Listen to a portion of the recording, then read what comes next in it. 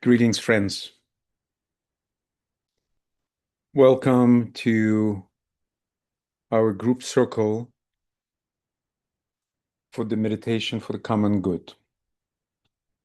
Today we meet in the days following the new moon, closing our work in the cycle of Leo. Today, using the energy of the Leo new moon, we come together to continue our group reflection on the topic sharing a circulated radiance, the language of the heart in right relations.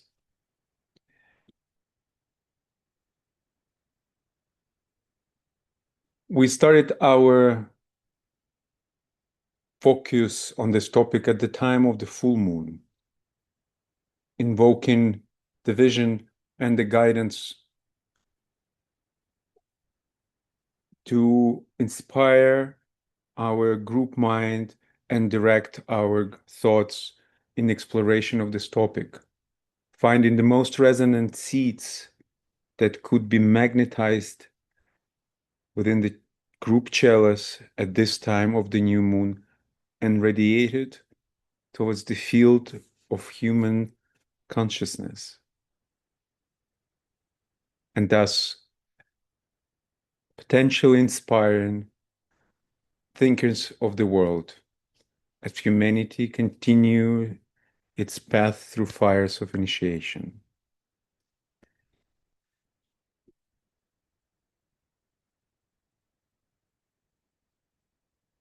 Today, we start our work, as always, with sounding the statement of purpose, followed by our name and circle ritual. So I invite now Birgit to voice our purpose.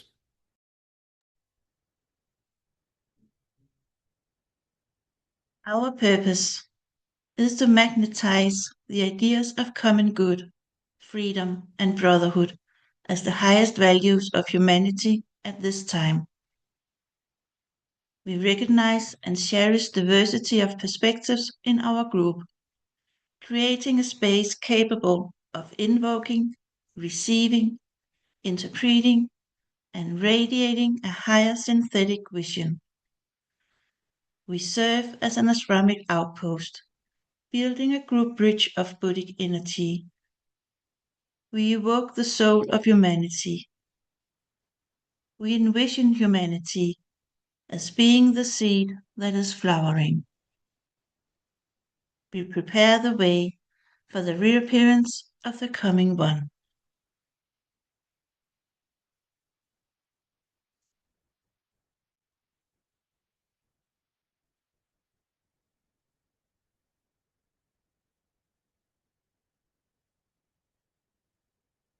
And let us do our naming circle.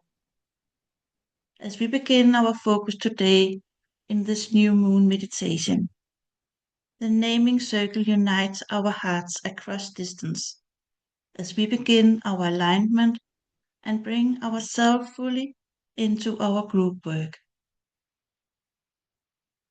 By uniting our hearts in this way, we begin naturally to work telepathically through the group mind.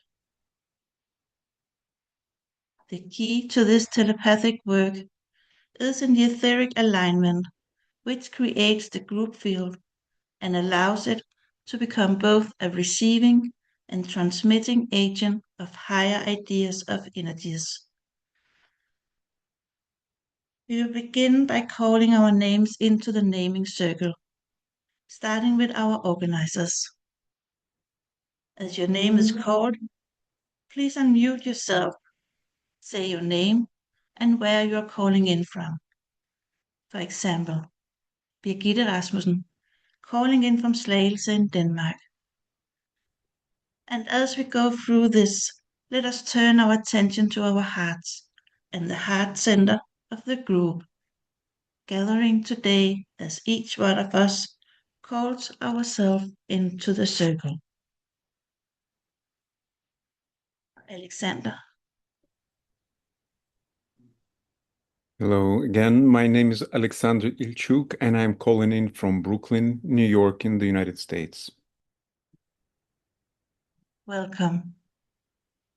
Marthy. Good afternoon. This is Marty from North Texas. Welcome. Alice and Rudolph. Hello, I'm Alice Schneider, calling from Geneva, Switzerland. Rudolf Schneider, the same as Alice. Welcome both. Anna.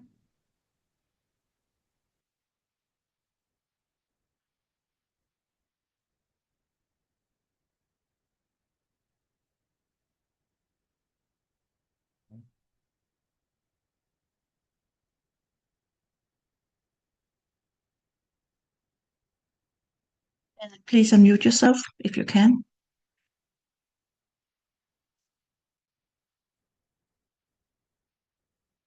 Welcome, Anna. Annette. Hello, this is Annette Løffler calling in from Sorø in Denmark. Welcome. Bruno.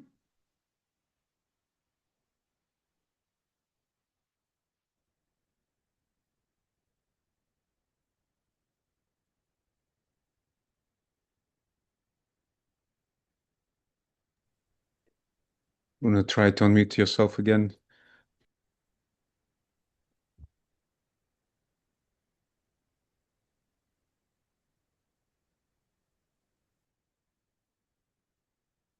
Welcome. Gillian.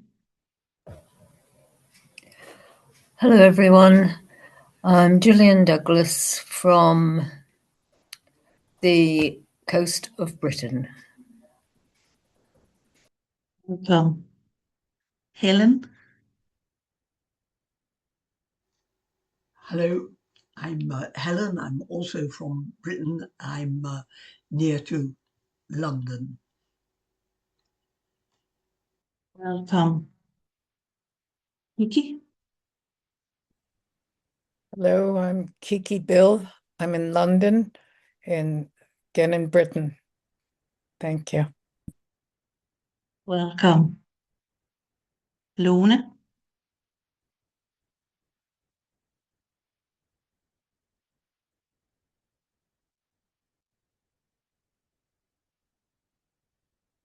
You couldn't hear me? Then I will repeat. I am Lone from Denmark, from Åben Rå in Denmark. Welcome. Tiffany.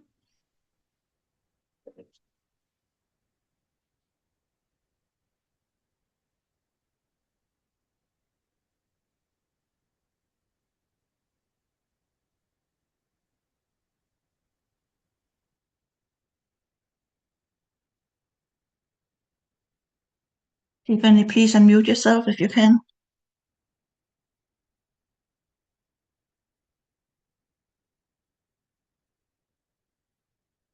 Welcome.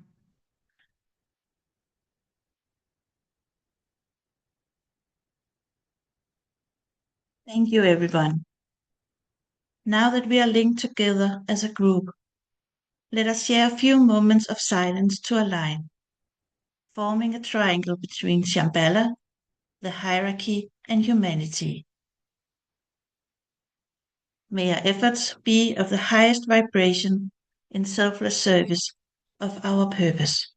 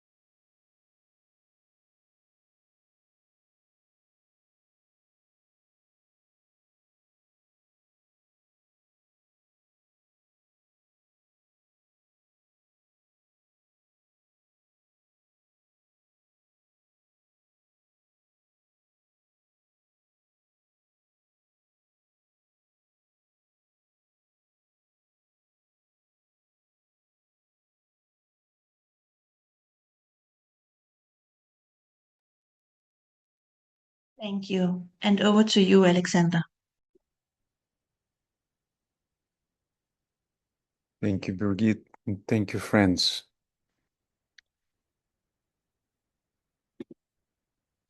In the chat, you can find the link to our community impressions board. So let us take a few moments to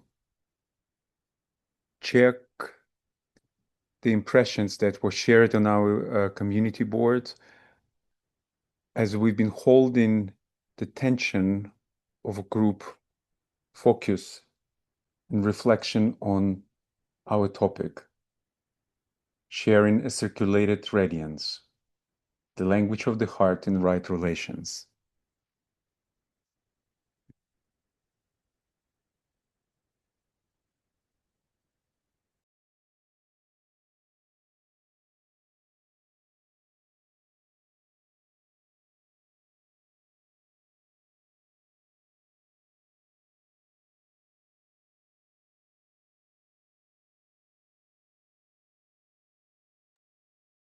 And as we are preparing to start our reflection, let us bring into our focus again the questions that Marty offered to us to reflect on under this energy of Leo. You can see the questions that we've been reflecting and sharing on the screen.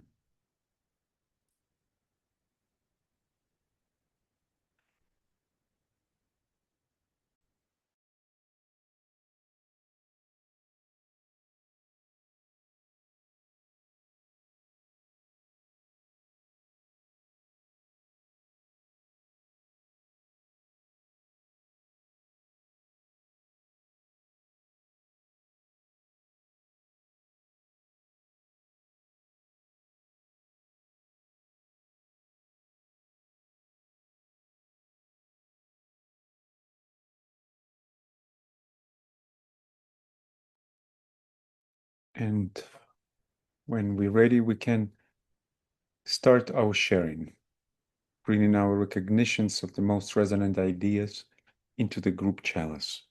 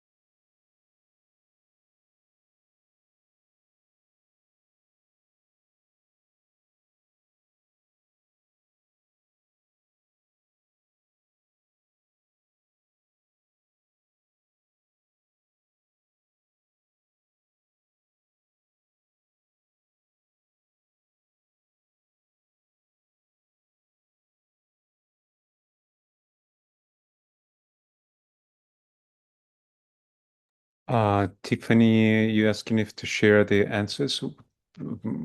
Would be great if you could unmute yourself and share with your voice, but if there are any technical difficulties, yes, you can share in the chat.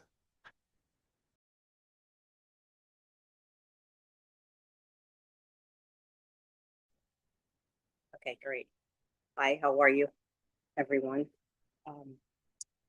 So I'm just looking into what might it look like if you're letting the light within you move from the private inner self, the subjective, and circulating the force, love, and presence and care of that could actually benefit others, and something that I've kind of struggled with as an occult student for over 25 years. I've always been very private, and because I wasn't a religious individual, I rarely shared um, my spiritual beliefs or practices with others, because it wasn't something that was popular or trending. So I was always very private. But recently, I have been called to create a TikTok account, much to my chagrin.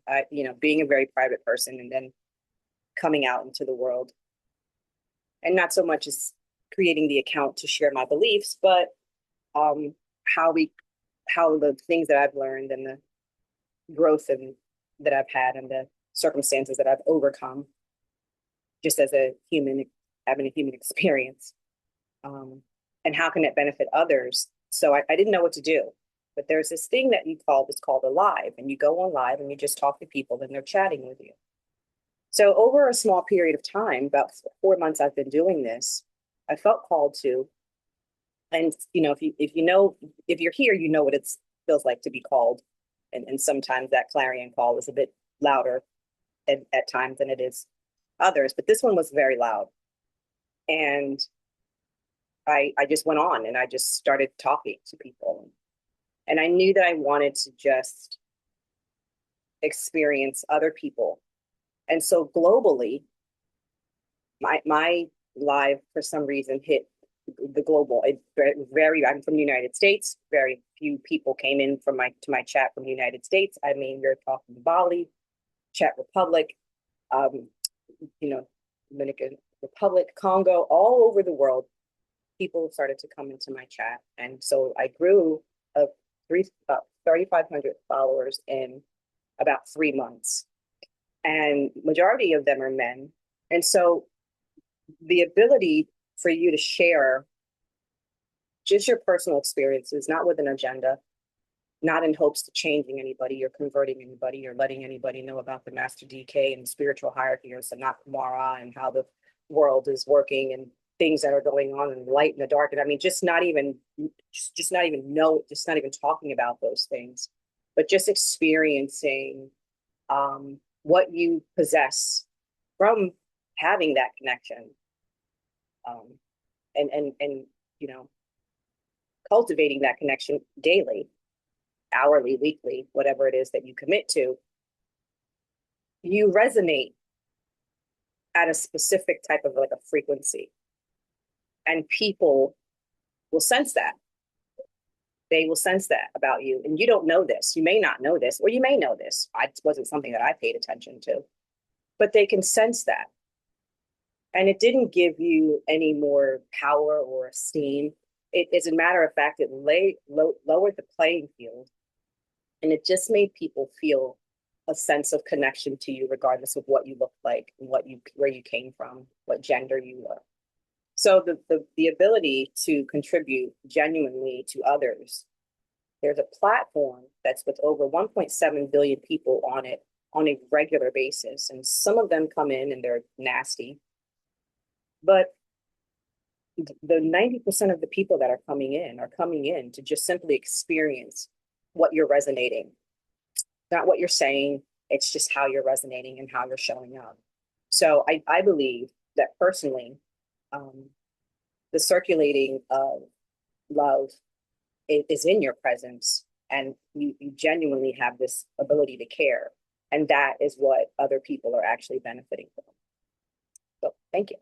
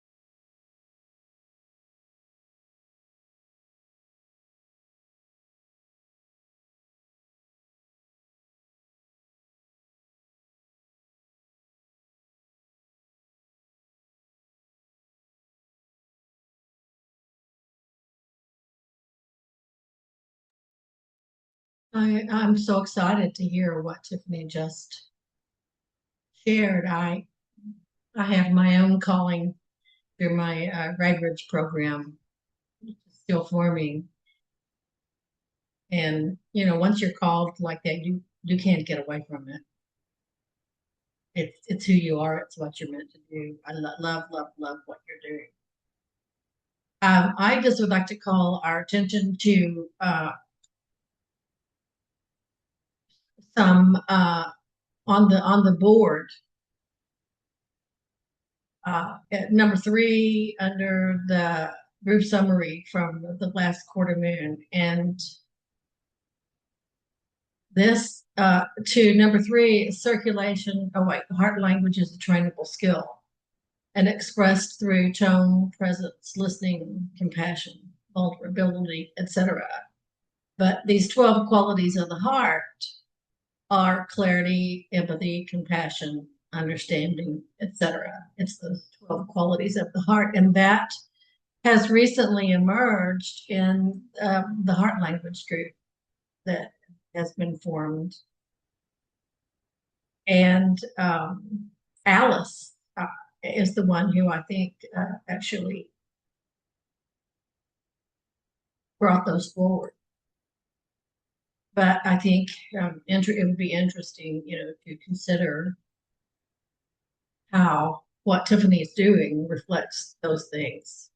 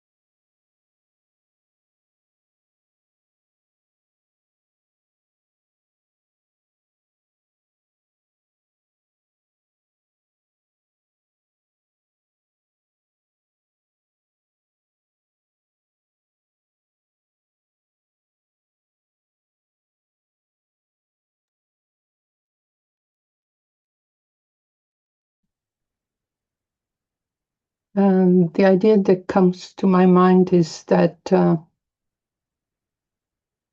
language of the heart in right relations has a pulsation in it, that there is a active part, a radiating part, and a passive or receptive part, a listening on the one hand and opening and receiving, and on the other hand the radiating of compassion, love, understanding, joy, courage. And both are required for right relations.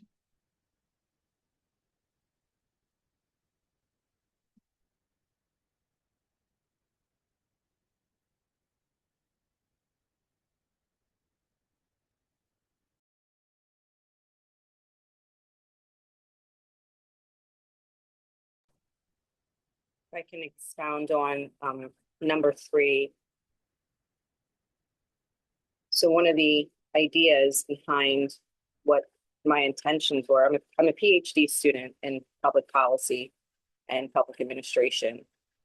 And I've always wanted to work in a leadership position within the United Nations. And so as the current administration took shape and we started losing funding, I was attending the Joseph R. Biden School of Public Policy in Delaware. And so I had to take a break because there were some issues that I was having, but I went to the 100-year conclave in Thailand with a group of individuals from, I forget what the group is called. Just drops my mind right now. But so we were in Thailand for the 100-year conclave, the 2025 conclave. And the establishment of right-human relations is always rung in my mind. And I thought that I would be able to do like a thesis on what that looks like for the establishment of right-human relations within the United Nations, and how the United Nations, you know, needs almost a rebranding. And so as I started to formulate ideas around what I was doing on this live, and it started to organically become global, and individuals would just pop in and they would just say where they're from. And I thought this was a common phenomenon because I wasn't familiar with social media or this way that TikTok did it. And I had friends and they were like, no, I don't have I don't have that at all. You know, I get everybody from Brooklyn and the Bronx and, you know, and Philadelphia, you know, all of these places in the United States, but by far. So my algorithm was testing me out and throwing me out. And the more it threw me out, the different, like Jamaica and Malawi. And so it would just be these random places. And all I could think of was, how can I continue this conversation for the establishment of right human relations? Not with this agenda of trying to paste these people together and do something that just was unnatural. But in the sharing and in the way that the algorithm was circulating, by the way, my initial name, and you say healing of wounds, the initial name was Wounded Oracle, was my title name. And the idea was that, and they would say, well, where'd you get the title from? And I would say, well, all the things that I've overcome left some scars. But the scars turned into wisdom. And in the wisdom, truth-telling came about. So the wounds, you know, were kind of teacher. So the Wounded Oracle, you know, kind of manifests out of that title. So the healing was something that drew, that the wounds is what the curiosity, and then the resonance of individuals who were struggling through whatever it was that they were struggling through collectively. And we would get people from the Gaza Strip, and we would get Israeli Jews. We had people from the Ukraine, and we had people from Moscow. And the thing that we all had in common was these wounds. So in the sharing, you know, we had Black Americans who were discussing whatever it is that they were. Mexicans would come in. People from Sudan who were just, you know, being hit by, you know, crossfires. We had people from Iran. So all over the world, they're coming in and we're resonating just under the idea, centralized around wounds. That seemed to be the common alignment that we had, was that we were struggling with something, because they would say we had people from Nigeria, and they're really struggling bad in Nigeria. And I would say, if you can just tell me what you're experiencing in your own country. People from South Africa having problems in South Africa with, you know, non-naturalized citizens. Their plight. We would have the non-naturalized citizens come in, and then we'd have a person from South Africa come in. And I mean, these juxtaposed individuals with these ideas, they still came in, and we could even, we would have these discussions and just feel much better walking away from it. So I agree that there was a ton of inspiration, a ton of support on both sides, even if people didn't even know that these things were going on. Some people didn't even know that these things were going on, or probably thought that they didn't care. And then you finally hear the realness of the stories, and it became something that they had cared about. So then at some point, they start to reflect on themselves and the wounds that they are having. And not only do we want to acknowledge that we have these wounds, but we want to hold ourselves accountable. But then, rightly so, at some point, we want to start taking responsibility. And why? Because we want to be a clear channel for that which is greater than us, which is what I would say, so that I didn't say Christian or, Islam. And they would say, what do you believe in? And I'd say, that's personal. I don't generally just, why? Because I just do not want to hear anyone bash the hierarchy. I'm not ready to hear anyone bash Sanat Kumar. So I keep that to my chest. And I say, I am a disciple of the Christ. There's a difference. I follow Christ's principles, but I'm not Christian. And it's not an insult to simply, I do adhere to Christ's principles. I am a disciple of the Christ. So that keeps me human, keeps me having the same experience, but it also keeps me private, which I like that piece.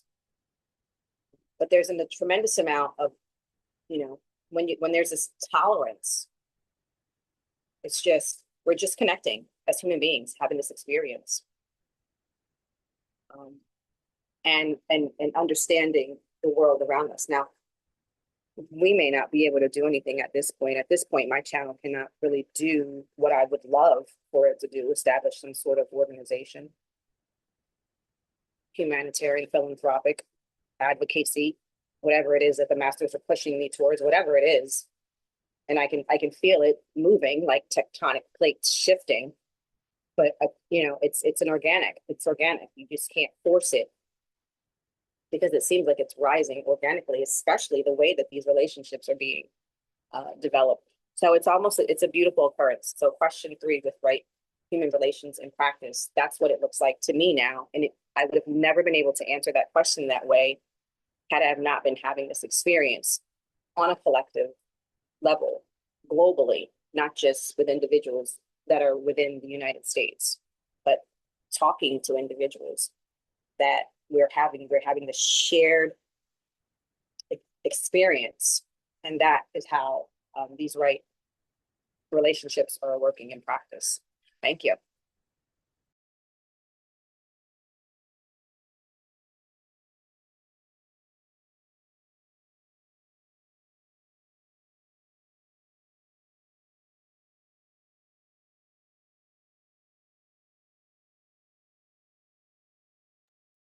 More wow, Tiffany.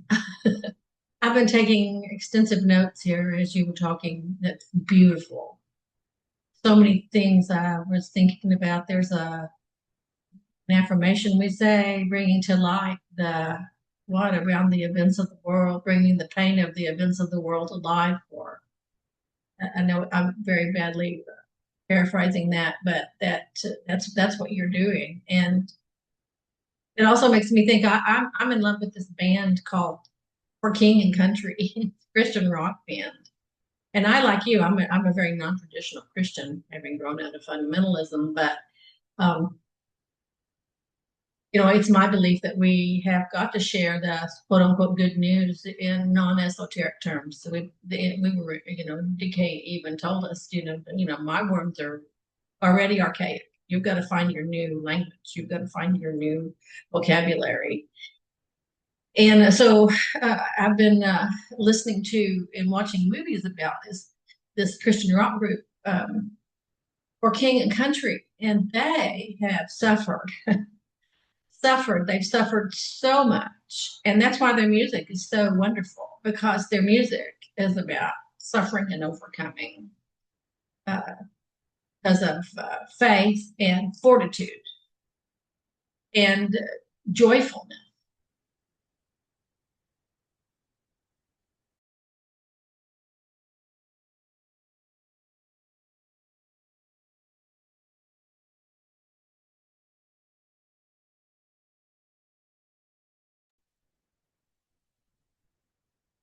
The thought that come to me about learning the skill of heart language, and in general about learning the skill of opening own heart. It's natural unfoldment coming out of suffering, because the wounds, we all have wounds, and those wounds often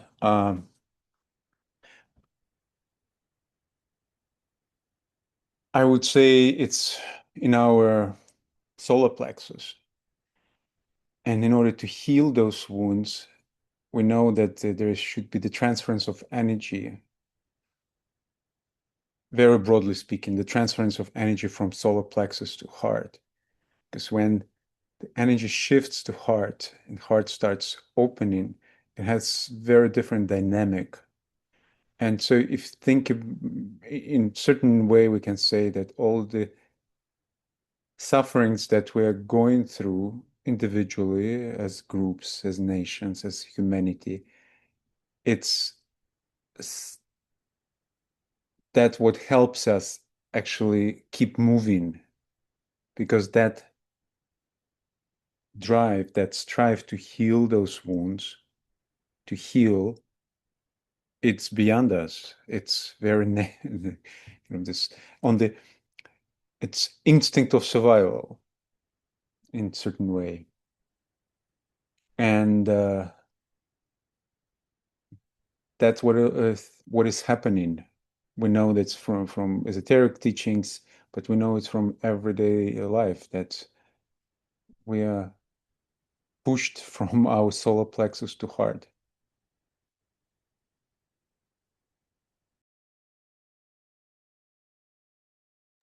Because the real healing happening only in the heart.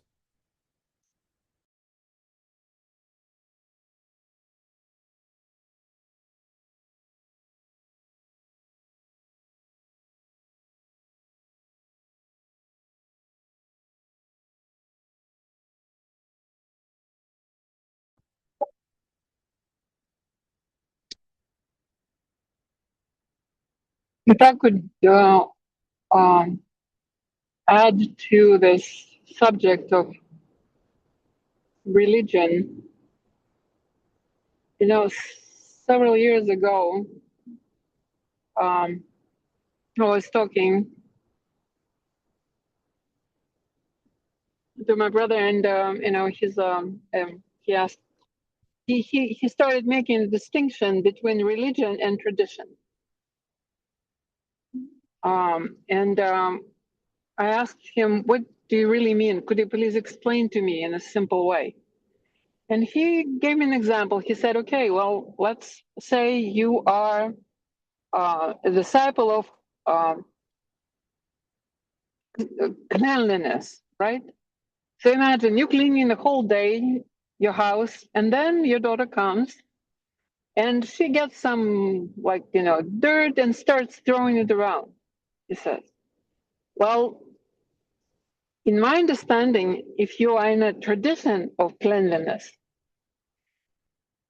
what you're going to feel is like, how could you do that?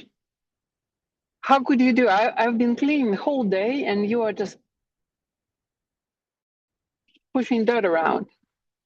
But if you are in religion of cleanliness, you will look at her, you'd smile and you think, okay, great. I've been cleaning the whole day. Now I have the reason to clean again.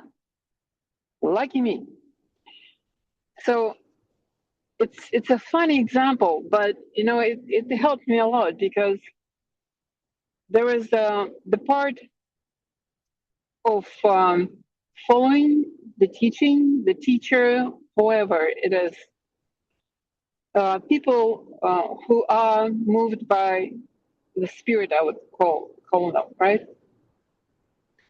And when we do that, we sometimes are more preoccupied with them than from where they're coming from. But that's a step.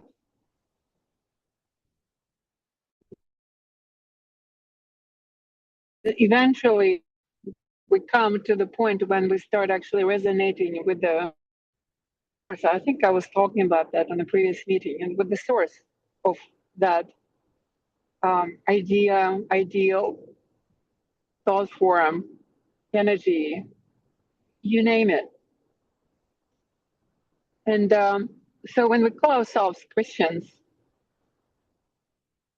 not necessarily it will be the tradition of Christianity, which was very much, as Tibetan says, influenced by Paul, which is energy of planet Mars, which is the lower, not the lower, but it got to be the lower aspect of the sixth ray.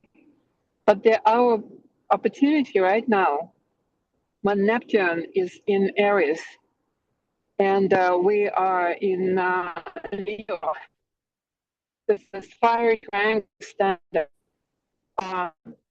with the aspect in Sagittarius, we can invoke the shift from Mars, energy of Mars, onto the energy of Neptune. Our ability of humanity to make this shift. So our traditions will actually come at some point to actual being religions, and not just the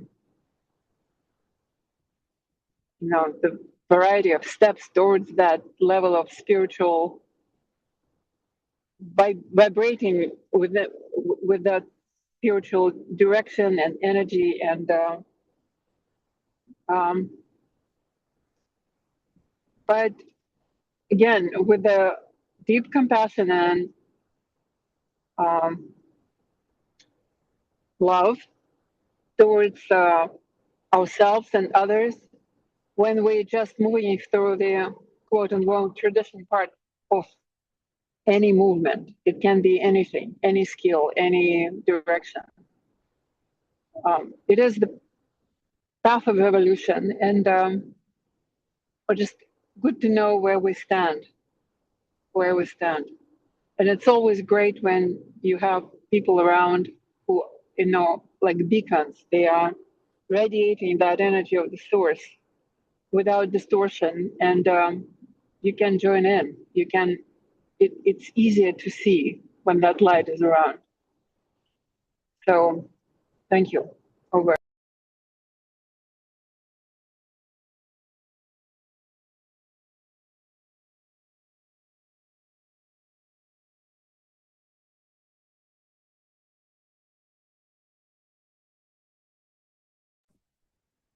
I agree.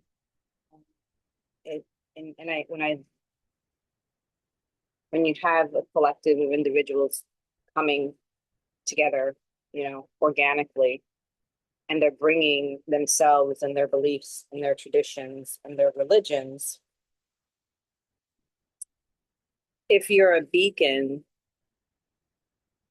and you're just accepting, right? There's not a judgment, not a preconceived ideas about what you're going to say or what you're going to do or how you're going to feel, and they're allowed to joyfully express themselves. Some of the more the followers or adherents that have these hardcore beliefs, and they've moved away from it, or they've probably never known it to be personalized, but more scripture and things that have to be said, right? They have to say, well, Luke chapter 5, and then it's just their answers are based around their understanding of the text, It's very mental. It's this very mental, academic kind of adherence. And it's different from individuals, or maybe even, I find that sometimes even in some occultists, where they know all of these things.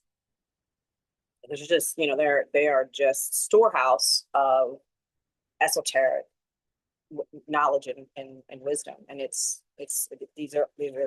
fascinating because it's phenomenal the way the brain. But sometimes you move away from the idea that not only is it you're practicing something, you're not just learning it, but you're actually practicing something that results in not just your way of life, but your ability to connect with other individuals. That adherence is if done properly, whether it's occultist or religion, should be exemplified in your ability to tolerate other individuals who are separate from yourself. And I think when you're totally mental, sometimes it's really hard for that connection because you're so in the realm of the conscious as opposed to in the realm of the expressive heart. And I find that to be something that is, if we're moving towards the evolution of, a world religion, but everybody has their own religion, and then you kind of collectively come towards some expression, you would have to move it away from this totally hardcore crystallized beliefs that you feel like you have to protect. And I see that. I notice that individuals, when they're really hardcore in their mental, it's hard for them to just embrace, the other individual for just who they are. That's what I see.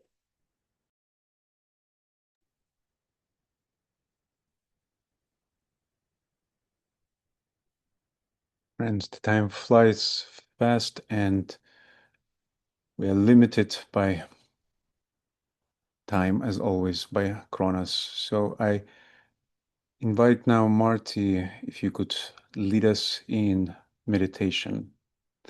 And as we prepare, let us think about the most resonant ideas that we would offer into the group chalice to be magnetized and radiated. Thank you, Alexander. Can you hear me all right? Yes. So let's take a moment to settle together. Let your breath soften and extend. Let your mind quiet.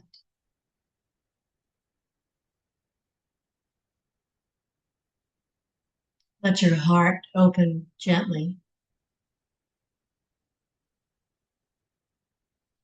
We hold a brief silence now, letting any impressions from our shared work today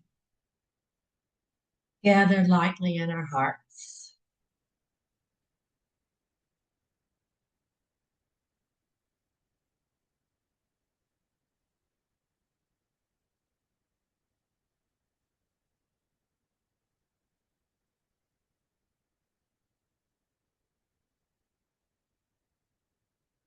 Now, furthering our alignment, we recognize our whole spiritual community.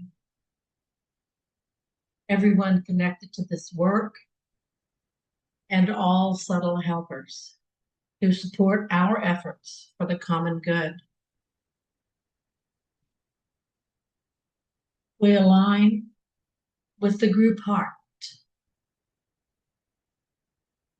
with our souls, with each other's soul. and with the hierarchy that works with us.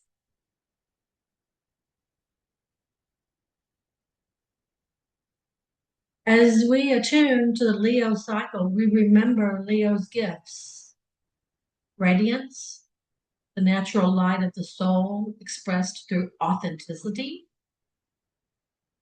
will to serve, the inner fire that becomes contribution; heart courage, the willingness to be open, genuine, and undefended; joy, the spontaneous, uplifting force that circulates through right relations. Leo reminds us that radiance isn't performance. It's the soul shining through a clear, open heart.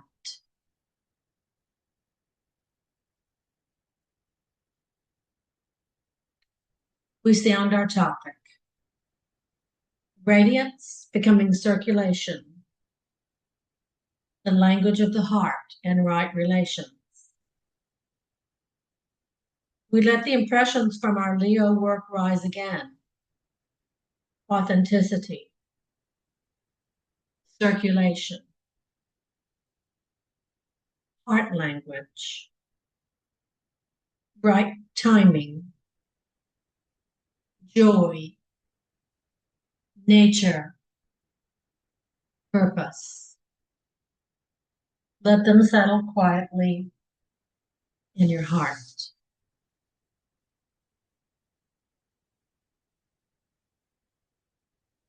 And with love, we now offer our contributions into the chalice.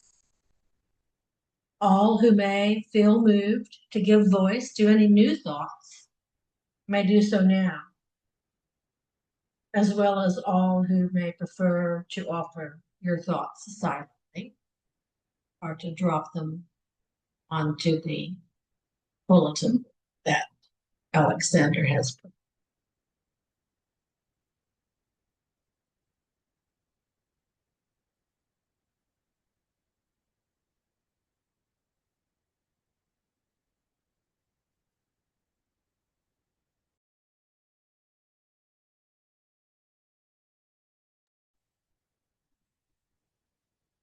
May forgiveness on the part of all be the keynote at this time.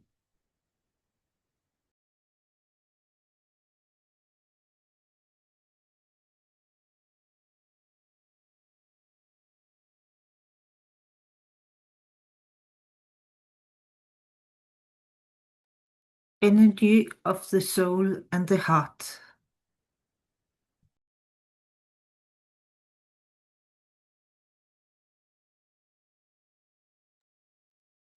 May the collective expression move away from crystallized beliefs, embracing individuals for who they are.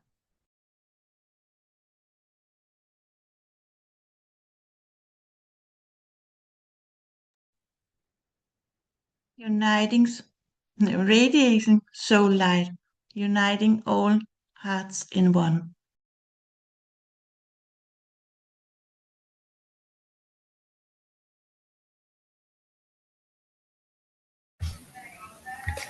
Be gentle, not strident, when relating to others.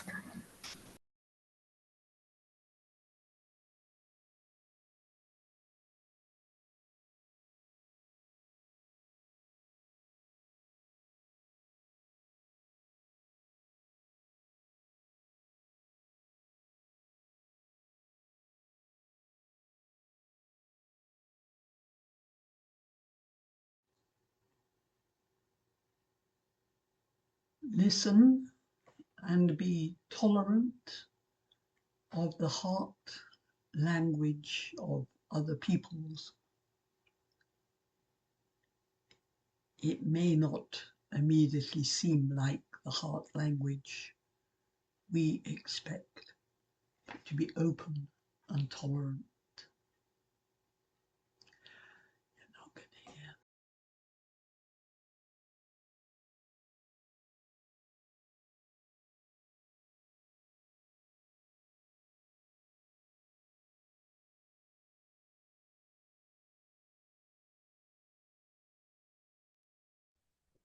feel our heart as synchronized with all the hearts of our brothers and sisters of the human race and with the heart of the cosmos.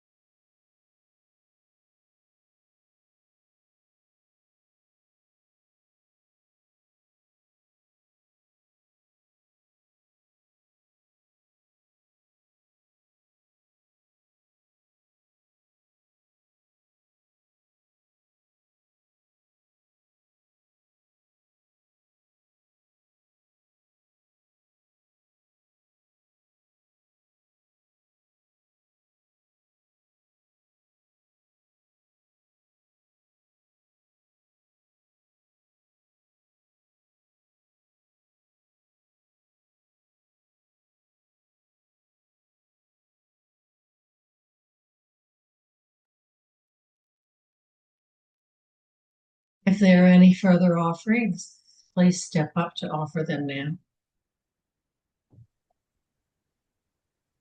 There's an offering in the chat from Helen. May we have the courage to apply some of what we formulate.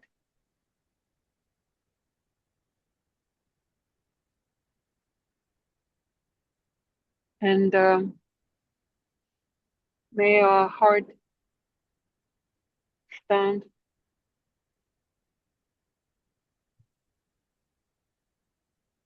and be enriched with new levels of sensitivity that we can apply in our life.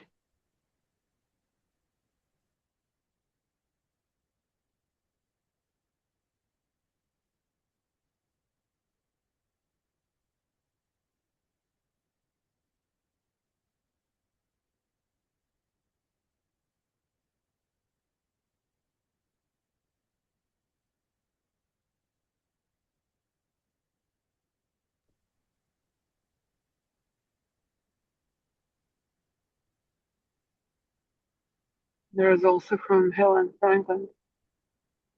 Listen and be tolerant of the heart language of others. It may not be the same as ours.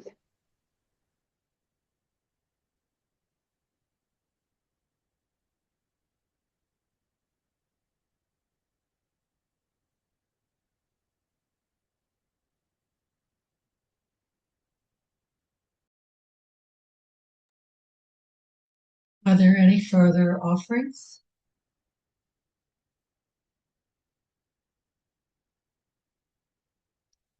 From Alice in the chat, let us feel the pulsation of the cosmic heart.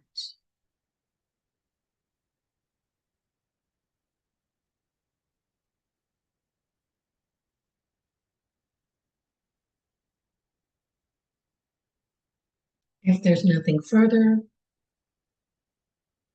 we gather these offerings now, sensing their resonance within the light of the group vessel, a tone shaped by authenticity, goodwill, clarity, harmlessness, joy, and right relation.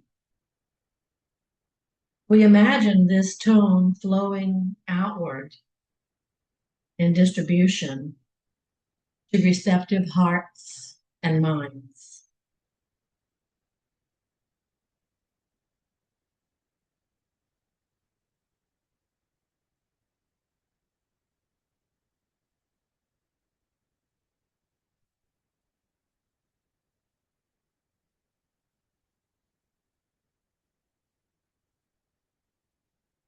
And let's close with this Leo blessing.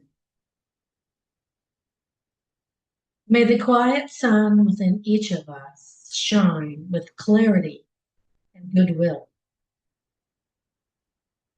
May the radiance we hold together circulate gently through our lives. May the heart teach us to speak beyond words. And may the light we share here become healing in the world. Om.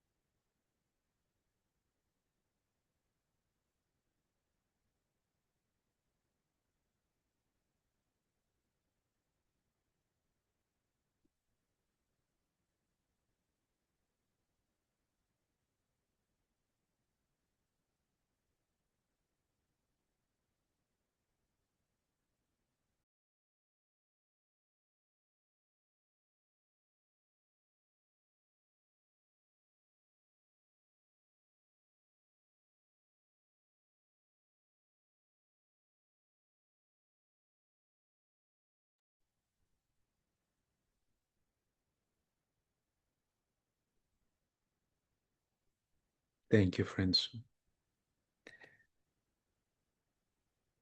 We will continue our work with the cycle of Virgo, meeting for the first quarter moon to collect our impressions and ideas related to the principle of right relations. Helen Franklin will lead us in the cycle of Virgo.